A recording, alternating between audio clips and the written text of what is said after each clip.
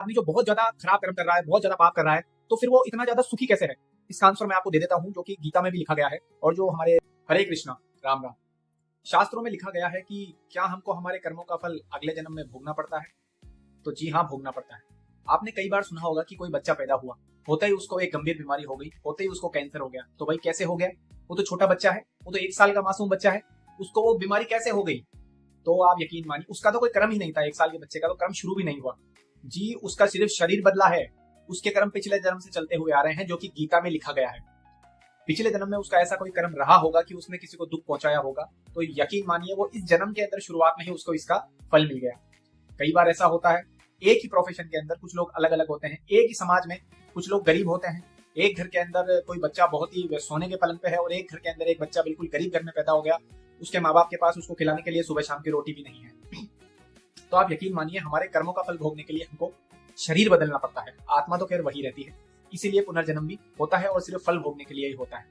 कई बार यह भी होता है कि हम उसी जन्म में हमारे फल भोग लेते हैं, लेकिन कई बार जब हमारे कर्म ऐसे हो जाते हैं कि उनका फल हमको उस जन्म में नहीं मिल पाता, तो हमको दूसरा जन्म लेना पड़ता है।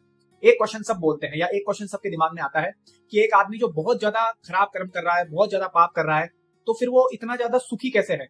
इसका आंसर मैं आपको दे देता हूँ, जो कि गीता में भी लिखा गया है और जो हमारे प्रेमानंद जी महाराज है वो भी कहते हैं कि वो जब तक वो पाप करने के बाद भी सुखी इसलिए है क्योंकि उसके पिछले जन्म के जो अच्छे कर्म हैं वो प्लस हो रहे हैं।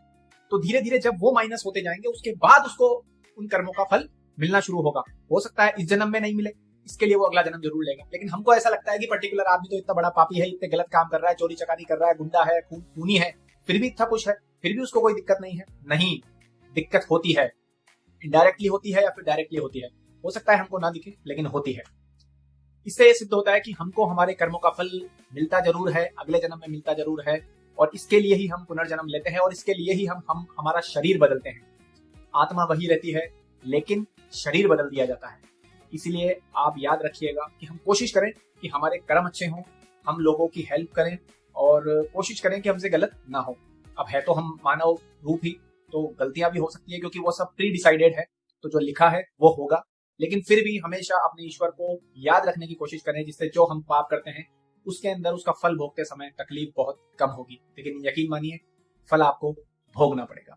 हमारे चैनल को ऐसे ही सब्सक्राइब करें। हम हमारे चैनल पे अच्छे अच्छे भजन लेकर के आते हैं, लाइव दर्शन आपको कराते हैं, और 13 तारीख को एक बहुत ही अच्छा भजन फिर से आपके सामने आने वाला है। और कोई जो भी भजन गायक हमसे जुड़ना चाहता है, हम उसके भजन हमारे चैनल पे निःशुल्क रिलीज करेंगे। तो 13 तारीख तक इंतजार जरूर कीजिएगा, हमारा नया भजन आने वाला है। ऐसे ही हमें सब्सक्राइब करते रहें, ऐसे ही हमें प्यार देते रहें, और हाँ, हमारे वीडियोस को शेयर जरूर करें। हरे कृष्णा।